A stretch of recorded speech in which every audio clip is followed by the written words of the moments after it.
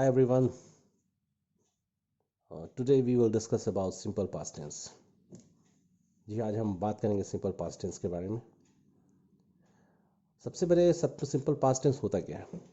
जो एक्शन, जो क्रिया बीत चुकी है, जो खत्म हो चुकी है, उसको हम जानते हैं सिंपल पास्ट टेंस के रूप में।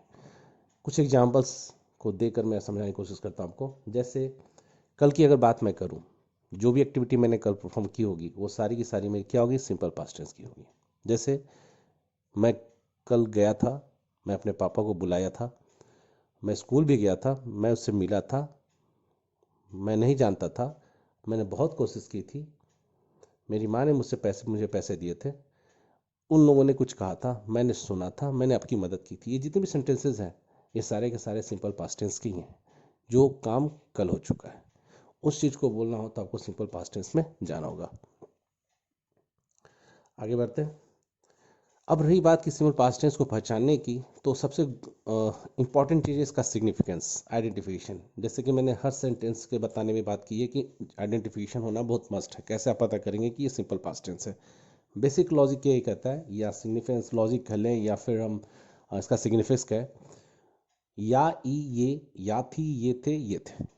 अगर किसी वाक्य की क्रिया के अंत में या ई ये, या था ई थी ये थे, तो उसको मानेंगे सिंपल पास्ट टेंस।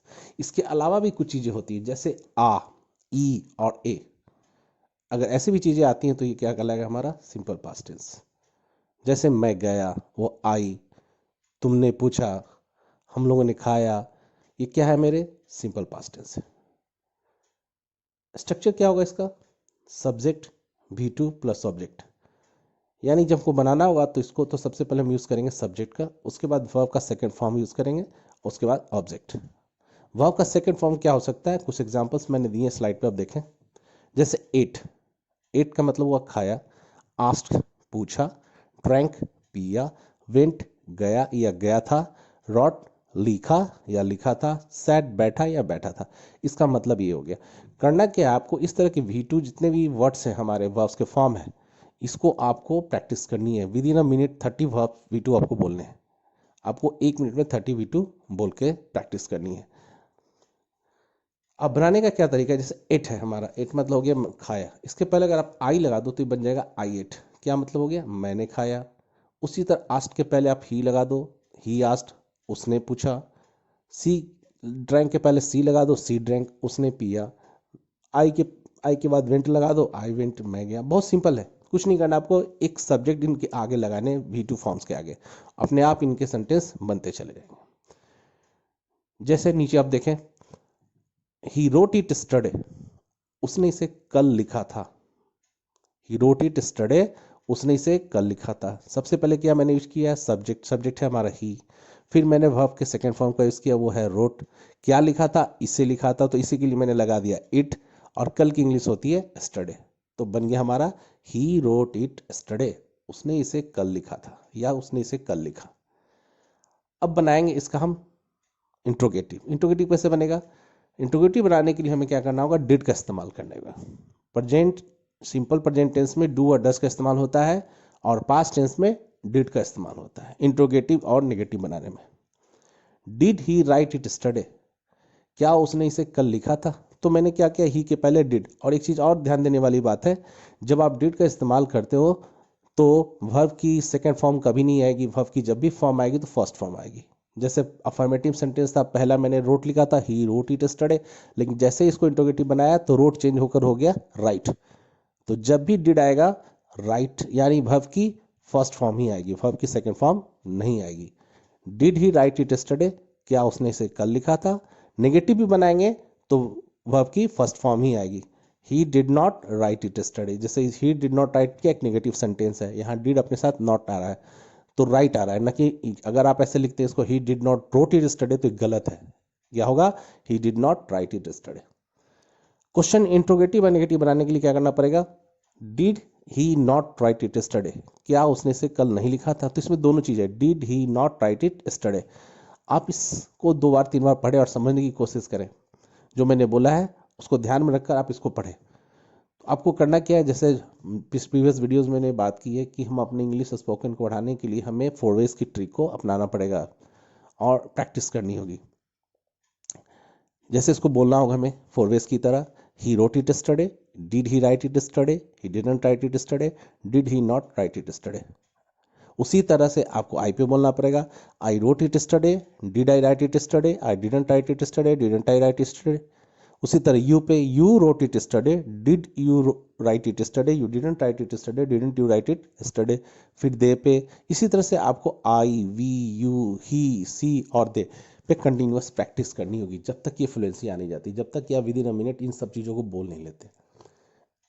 इसके बाद, इसके बोलने के बाद आपको क्या करना होगा, आपको ऐसे छोटे छोटे सेंटेंस, जैसे मैं गया, आई वेंट, तुम आए, यू केम, मैं मिला, आई मेट, मैंने पूछा, आई आस्क्ड, मेरी माँ ने पैसे दिए, my mother give me money, पापा ने मुझे बुलाया, पापा कॉल्ड मी, मैंने होमवर्क किया, आई कंप्लीटेड होमवर्क। ऐसे करके सेंटेंस से आपको हिंदी के साथ साथ इंग्लिश सेंटेंसेस आपको बोलने लिखने नहीं है, आपको आपको बोल के प्रैक्टिस करनी है सारी चीज़ें। अब जैसे कि पहला सेंटेंस था फोर वेज का पहला हमारा सेंटेंस था अफर्मेटिव सेंटेंस, उसके कुछ एग्जांपल्स मैंने दे रखे हैं, उसको ज़्यादा देखते हैं। आई सा योर फ्रेंड, मैंने तुम्हारे दोस्त को देखा। सी केम हियर, वो यहाँ आई थी। दे टुक माई बुक, उन्होंने मेरी किताब ले ली। She bought a car yesterday, उसने कल एक कार खरीदी थी। Rohan came to meet me, Rohan मुझसे मिलने आया था। इन सब में मैंने वर्ब के सेकंड फॉर्म का इस्तेमाल किया, जैसे सॉ का इस्तेमाल किया, केम का इस्तेमाल किया, टुक का इस्तेमाल किया, बाउट का इस्तेमाल किया, फिर मैंने लास्ट सेंटेंस में केम का इस्तेमाल किया। तो यहाँ पर क्या है, सब में भी टू का इस्तेमाल हुआ है, अफर्मेटिव सेंटेंस। हम बात करेंगे नेगेटिव सेंटेंस के बारे में। नेगेटिव सेंटेंस जैसे मैंने बोला है, यहाँ पर हम इस्तेमाल करेंगे डिड नॉट का। सब्जेक्ट कोई भी हो, चाहे आई, वी, यू, ही, सी, कुछ भी हो, आपको इस्तेमाल क्या करना है, डिड नॉट। पास्ट टेंस में डिड नॉट का इस्तेमाल होता है नेगेटिव में। जैसे I did not see your friend, मैंने तुम्हारे दोस्त को नहीं देखा। She did not come here, वो यहाँ नहीं आई थी। They did not take my book, उन्होंने मेरी किताब नहीं ली। She did not buy a car, उसने कल एक कार नहीं खरीदी थी। Rohan did not come to meet me, Rohan मुझसे मिलने नहीं आया, या रोहन मुझसे मिलने नहीं आया था। ये सेंटेंस अगर मैं अफर्मेटिव नेगेटिव में देखूं, तो अफर्मेटिव मैंने भी टू का इस्तेमाल किया था, वर्ब का सेकंड। लेकिन जैसे नेगेटिव में गया और डिड लगाया, नॉट लगाया, डिड और नॉट एक साथ यूज़ किया, मैंने सीधे उसको भी टू को क्या कर दिया, V1 बना दिया।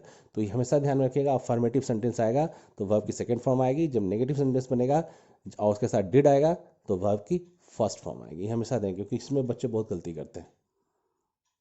आगे बढ़ते हैं, इंट्रोगेटिव सेंटेंस। अब इंट्रोगेटिव सेंटेंस में बनाना है तो क्या करना होगा, हमें डिड को पहले लाना पड़ेगा। सबसे पहले डिड का इस्तेमाल किया, मैंने डिड को कलर कर रखा है और हिंदी में मैंने क्या को कलर कर रखा है, रेड कलर से।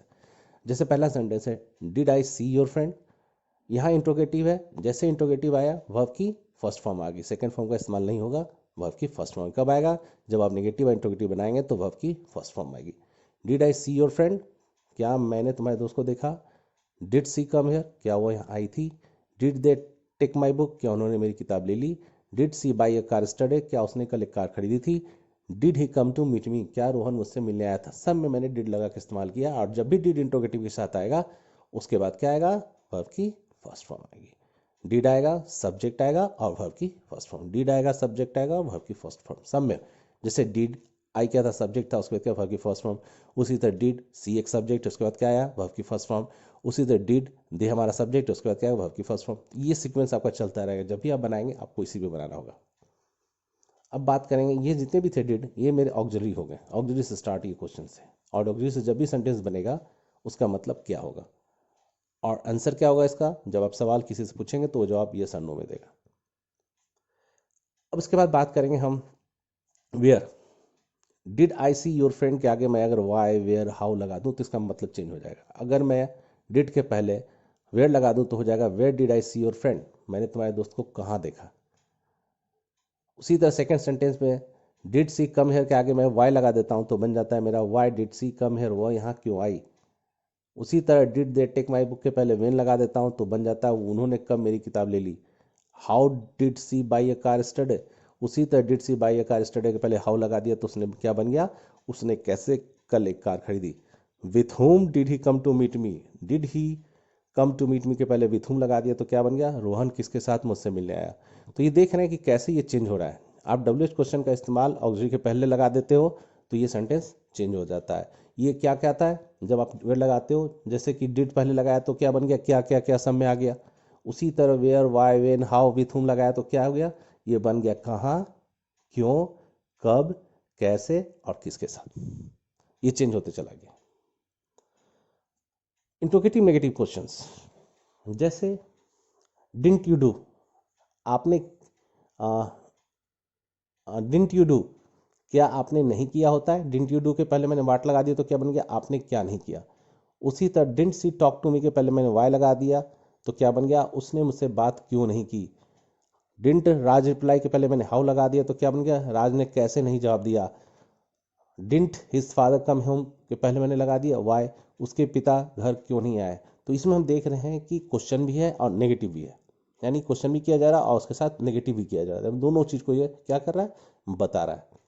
और मैंने एक चीज़ बताया इसमें कि जब भी आप सवाल करेंगे, आप इस तरह का कन्वर्सेशन में इस्तेमाल करेंगे तो ये क्या क्या ले सकता है, क्यों नहीं, क्या नहीं, क्यों नहीं, कैसे नहीं, क्यों नहीं, ये इसका मतलब ये होगा कैसे नहीं।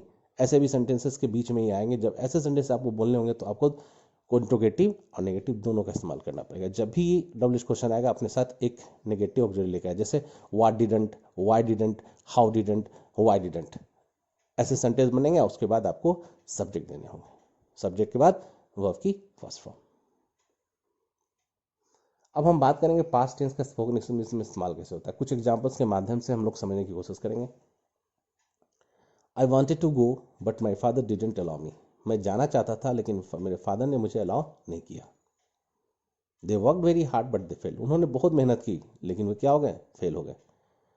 Did you talk to him on this, क्या आपने उससे इस पे बात की थी। How did you talk to my friend, तुमने मेरे दोस्त से कैसे बात की।